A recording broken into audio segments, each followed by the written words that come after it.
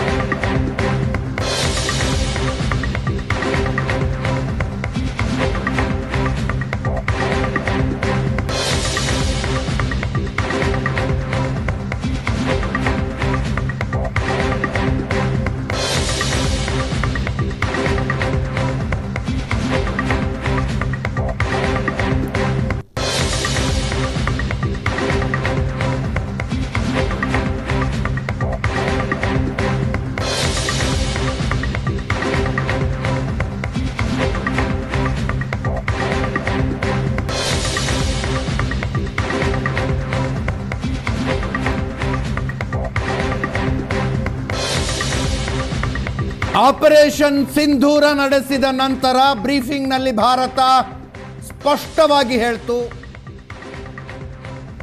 ನಾವು ನಡೆಸಿದ ದಾಳಿ ನಾನ್ ಎಸ್ಕಲೇಟರಿ ಇನ್ ನೇಚರ್ ಅಂತ. ನಿಮ್ಮ ಸೇನಾ ನೆಲೆಗಳನ್ನಾಗಲಿ ನಾಗರಿಕರನ್ನಾಗಲಿ ಗುರಿಯಾಗಿಸಿಕೊಂಡಿಲ್ಲ, ಇದು ನಾನ್ ಎಸ್ಕಲೇಟರಿ ಇನ್ ನೇಚರ್. ಖಚಿತ ಬೇಹುಗಾರಿಕೆ ಮಾಹಿತಿಯ ಮೇರೆಗೆ ಭಯೋತ್ಪಾದಕ ತರಬೇತಿ ಕೇಂದ್ರಗಳನ್ನು ಮಾತ್ರ ಧ್ವಂಸ ಮಾಡಿದ್ದೀವಿ ಅಂತ ಭಾರತ ಸ್ಪಷ್ಟಪಡಿಸಿತು.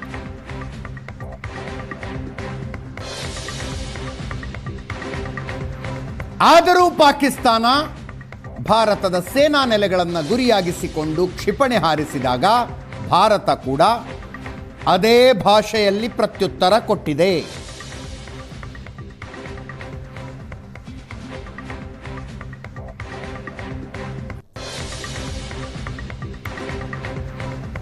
ಇವತ್ತು ಮಧ್ಯಾಹ್ನ ಹೊರಡಿಸಲಾದ ಪತ್ರಿಕಾಗೋಷ್ಠಿಯಲ್ಲಿ ಭಾರತ ಸ್ಪಷ್ಟವಾಗಿ ಹೇಳಿದೆ, Indian response has been in the same domain with the same intensity as Pakistan ಅಂತ. ಪಾಕಿಸ್ತಾನ ಏನನ್ನು ಟಾರ್ಗೆಟ್ ಮಾಡುತ್ತೋ ನಾವು ಅದನ್ನೇ ಟಾರ್ಗೆಟ್ ಮಾಡ್ತೀವಿ. ಪಾಕಿಸ್ತಾನ ಎಷ್ಟು ಶಕ್ತಿಶಾಲಿ ಆಯುಧಗಳನ್ನು ಸಿಡಿಸುತ್ತೋ ಅಷ್ಟೇ ಶಕ್ತಿಶಾಲಿ ಆಯುಧಗಳನ್ನು ನಾವು ಸಿಡಿಸ್ತೀವಿ.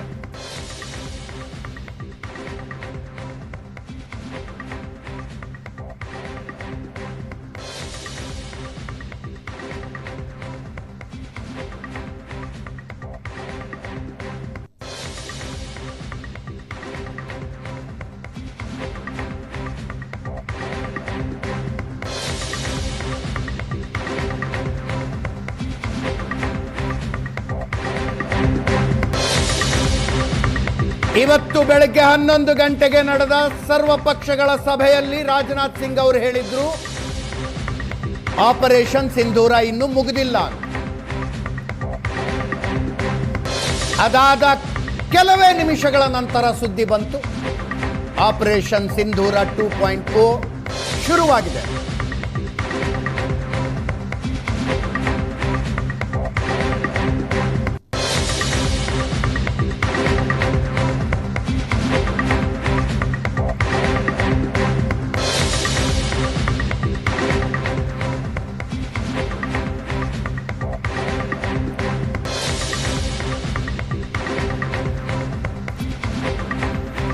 ಏಪ್ರಿಲ್ 22ನೆಯ ತಾರೀಕು ಪಹಲ್ಗಾಮ್ನಲ್ಲಿ ಕುಟುಂಬಸ್ಥರ ಜೊತೆ ಸಂತೋಷವಾಗಿ ಸಮಯ ಕಳೆಯುವುದಕ್ಕೆ ಹೋಗಿದ್ದ ಅಮಾಯಕರ ಪ್ರವಾಸಿಗರ ರಕ್ತಪಾತಕ್ಕೆ ಭಾರತದ ಪ್ರತೀಕಾರ ಇದೆ.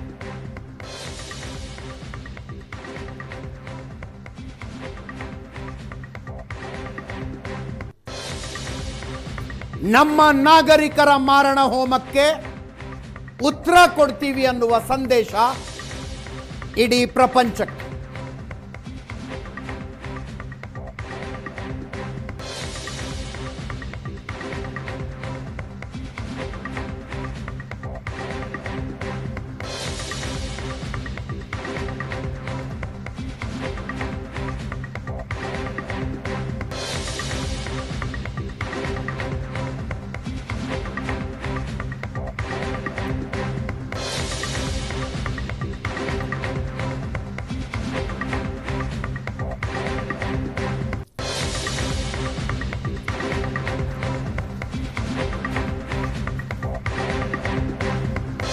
ಇದೇ ಸಂದರ್ಭದಲ್ಲಿ ಪಾಕಿಸ್ತಾನದ ಸಂಭವನೀಯ ಪ್ರತಿ ದಾಳಿಗೆ ಕೂಡ ಭಾರತ ಸಿದ್ಧವಾಗಿದೆ. ಒಂದಲ್ಲ ಎರಡಲ್ಲ, 27 ಏರ್ಪೋರ್ಟ್ಗಳನ್ನು ಮುಂಜಾಗ್ರತಾ ಕ್ರಮವಾಗಿ ಬಂದ್ ಮಾಡಲಾಗಿದೆ. ಗುಜರಾತ್, ರಾಜಸ್ಥಾನ, ಪಂಜಾಬ್ನ 27 ಏರ್ಪೋರ್ಟ್ಗಳನ್ನು ಮುಂಜಾಗ್ರತಾ ಕ್ರಮವಾಗಿ ಭಾರತ ಬಂದ್ ಮಾಡಿದೆ. ಶ್ರೀನಗರ ಏರ್ಪೋರ್ಟ್ ಅನ್ನ ಭಾರತೀಯ ವಾಯುಪಡೆ ತನ್ನ ವಶಕ್ಕೆ ಪಡೆದಿದೆ.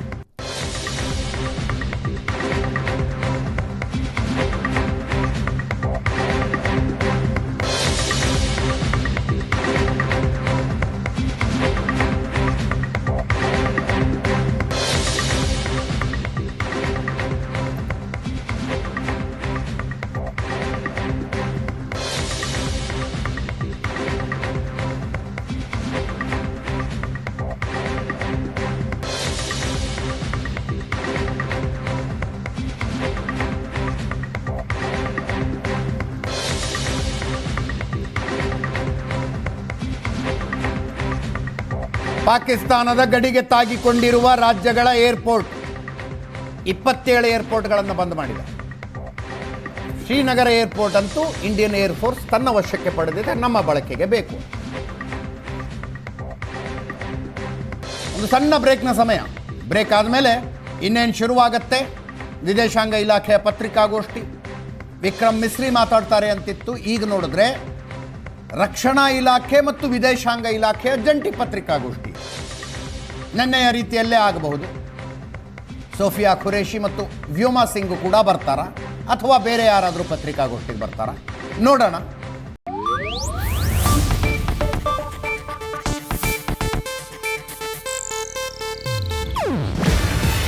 ಇದು ಏಷ್ಯಾನೆಟ್ ನ್ಯೂಸ್ ನೆಟ್ವರ್ಕ್ ಪ್ರಸ್ತುತಿ. ನೀವು ನೋಡ್ತಿದ್ದೀರಾ ಏಷ್ಯಾನೆಟ್ ಸುವರ್ಣ ನ್ಯೂಸ್.